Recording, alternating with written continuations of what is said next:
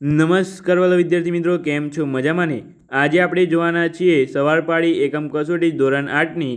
એમાં પણ સામાજિક વિજ્ઞાન કુલ 40 ગુણની તમારી કસોટી છે જવાબ સાથે. બરાબર, તમારે આની પીડીએફ જોતી હોય તો વિડીયોને લાઇક, શેર અને સબસ્ક્રાઈબ કરવાનું ભૂલતા નહીં. તો ખાસ કરીને ચાલો વિડીયોને એન્ડ સુધી જોજો.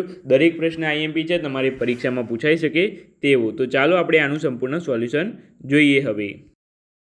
તો ચાલો આપણે હવે જોઈ લઈએ એકમ કસોટી સવારપાળીની. બરાબર, તમારે અહીંયા વિભાગ એ રહેશે હેતુલક્ષી પ્રશ્નોનો. બરાબર, તો અહીં તમારે પ્રશ્ન નંબર 1 છે કે ભારતમાં આવવાનો નવો જળમાર્ગ કોણે શોધ્યો? બરાબર, તો એ વાસ્કો દ ગામાએ શોધ્યો હતો. અને તારીખ તમે યાદ રાખજો આ કે ઈસવીસન 1498માં કાલિકટ બંદરે તે આવ્યો હતો. બરાબર, સૌપ્રથમ તો આ પણ તમે યાદ રાખજો ખાસ કરીને, કારણ કે આ તમારે પૂછાય છે એમસીક્યુમાં. આ વાસ્કો દ ગામા બહુ જ પૂછાય છે. બરાબર, એટલા માટે. ત્યાર પછી ભારતના બંધારણ સભાના અધ્યક્ષ તરીકે કોની પસંદગી કરવામાં આવી હતી? બરાબર, તો એ ડૉક્ટર રાજેન્દ્ર પ્રસાદની પસંદગી કરવામાં આવી હતી. ખાસ કરીને તમે જવાબ યાદ રાખજો. અને આની પીડીએફ જોઈતી હોય તો આપણે આની પીડીએફ તમને બનાવી આપીએ છીએ. બરાબર, અને આ પીડીએફ જોઈતી હોય તો પણ આપણે અવેલેબલ છે. તમે વિડીયોને લાઇક, શેર, સબસ્ક્રાઈબ કરીને આ પીડીએફ લઈ શકો છો. ત્યાર પછી પૃથ્વીનું કયું આવરણ સજીવોને શ્વાસ લેવા માટે જરૂરી પ્રાણવાયુ પૂરો પાડે છે? તો અહીં તમારે જવાબ આવશે વાતાવરણ. બરાબર, કયું આવરણ? તો એ છે વાતાવરણ. બરાબર, યાદ રાખજો ખાસ કરીને તમે વાતાવરણ. ત્યાર પછી અહીંયા છે તમારે ઈસવીસન 1857ના પ્રથમ સ્વાતંત્ર્ય સંગ્રામના પ્રથમ શહીદ કોણ હતા? તો એ મંગલ પાંડે હતા. આ પણ તમારે પૂછાય છે, બહુ જ વાર પૂછાય છે. બરાબર, મંગલ પાંડે તમે ખાસ કરીને યાદ રાખજો. બરાબર, ત્યાર પછી અહીંયા છે યોગ્ય શબ્દવાળી ખાલી જગ્યા તમારે પૂરવાની છે. તો યોગ્ય શબ્દવાળી ખાલી જગ્યા શું છે? અહીંયા પહેલી કે પૃથ્વીની સપાટી પર વિશાળ પાણીના આવરણને શું કહે છે? તો જલાવરણ કહે છે. ખાસ કરીને યાદ રાખજો. બરાબર, જલાવરણ કહે છે.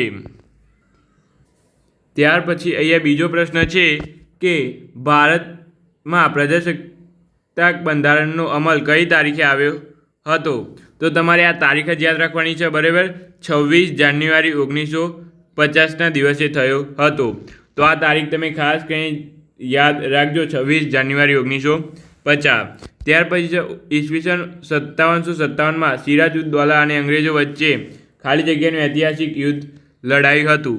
તો આ પણ તમે ખાસ કરીને યાદ રાખજો, પ્લાસીનું યુદ્ધ લડાયું હતું. ક્યારે? તો પ્લાસીનું યુદ્ધ 1757માં લડાયું હતું. ઈસવીસન તમારે પૂછાઈ શકે. બરાબર, ખાલી જગ્યા ઈસવીસનમાં સિરાજુદ્દૌલા અને અંગ્રેજો વચ્ચે પ્લાસીનું ઐતિહાસિક યુદ્ધ લડાયું હતું. તો તારીખ તમારે યાદ રાખવાની છે 1957. બરાબર, ઈસવીસન તમારે યાદ રાખવાની છે 1957. ઓકે. ત્યાર પછી તમારી આ ખરા ખોટા છે કે ભૂકંપની ચોક્કસ સમય પૂર્વ આગાહી કર્યો એટલે ભૂકંપની આગાહી કરી શકાય છે. તો ખોટું, ભૂકંપની આગાહી કરી શકાતી નથી. બરાબર, ત્યાર પછી ભારત એક ધર્મ નિરપેક્ષ અને લોકશાહી પ્રજાસત્તાક દેશ છે. તો સાચું. બરાબર, કે ભારત બિનસાંપ્રદાયિક દેશ છે. તો સાચું, કારણ કે બિનસાંપ્રદાયિક દેશ એટલા માટે છે કે કોઈ એક ધર્મ માટે નહીં, પરંતુ દરેક ધર્મને સમાન આદર અને સન્માન આપે છે. એટલા માટે તે ધર્મ નિરપેક્ષ, બરાબર, લોકશાહી પ્રજાસત્તાક દેશ છે. ત્યાર પછી 3 નંબર, જંગલો અને વન્યજીવો એ કુદરતી સંસાધનોના મહત્વપૂર્ણ ભાગ છે. તો એ જવાબ આવશે ખરું. વિભાગ બીમાં તમારે 10 પ્રશ્નો હશે. બરાબર, કુલ ગુણ. તો એ જોઈ લે. સંસાધન એટલે શું? તો તેની સાદી વ્યાખ્યા તમારે આપવાની છે.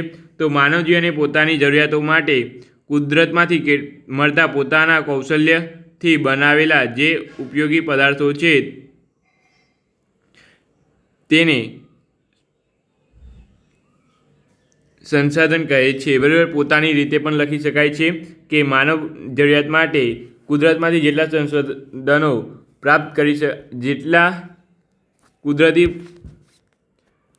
ઉપયોગી પદાર્થો મેળવી શકાય છે તેને સંસાધન કહે છે. બરાબર, માનવ જીવનની જરૂરિયાત સંતોષવા માટે કુદરતમાંથી મળી આવતા ઉપયોગી પદાર્થને સંસાધનો કહે છે. આમ પણ લખી શકાય. બરાબર, તમારે ભાવાર્થ વાક્યનો હોવો જોઈએ.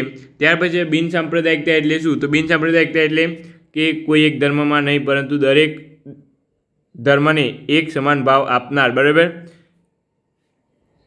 આ જો આ રહ્યું આપણે આ બિન સાંપ્રદાયિક જોઈને તો ધર્મ નિરપેક્ષ. બરાબર, એક ધર્મ માટે નહીં પરંતુ દરેક ધર્મને સમભાવ આપનાર. બરાબર, અહીંયા છે ને ધર્મ ન હોય, બરાબર, રાજકીય સત્તાવાર ધર્મ ન હોય, દરેક નાગરિક મનપસંદ ધર્મ પાળવાની મન છે. બરાબર, એટલે દરેક નાગરિક પોતાના મનપસંદ ધર્મ પાળી શકે તેનો પ્રચાર કરવાની સ્વતંત્રતા એટલે બિન સાંપ્રદાયિકતા. બરાબર, ત્યાર પછી મુદ્દાવરણમાં પૃથ્વીની સપાટી કયા કયા મુખ્ય ભૂમિભાગોનો સમાવેશ છે? તો મુદ્દાવરણ પ્લેટમાં પૃથ્વીના માટીના પોપડા, ખડકો, પર્વતો, ઉચ્ચ પ્રદેશો, મેદાનો અને ખીણ જેવા ઘન ભૂમિભાગોનો સમાવેશ થાય છે. ત્યાર પછી પ્લાસીનું યુદ્ધ કઈ સાલમાં અને કોની વચ્ચે લડાયું હતું? જો આ પ્રશ્ન તમારે પૂછાઈ શકે છે. તો આ તારીખ તમે યાદ જ રાખી દેજો. 23 જૂન 1757ના રોજ બંગાળ સિરાજુદ્દૌલા અને રોબર્ટ ક્લાઇવના નેતૃત્વ હેઠળ બ્રિટિશ ઈસ્ટ ઇન્ડિયા કંપની વચ્ચે લડાયું હતું. બરાબર, ખાસ કરીને યાદ રાખજો. સુનામી એટલે શું? તે કયા કારણોસર સર્જાય છે?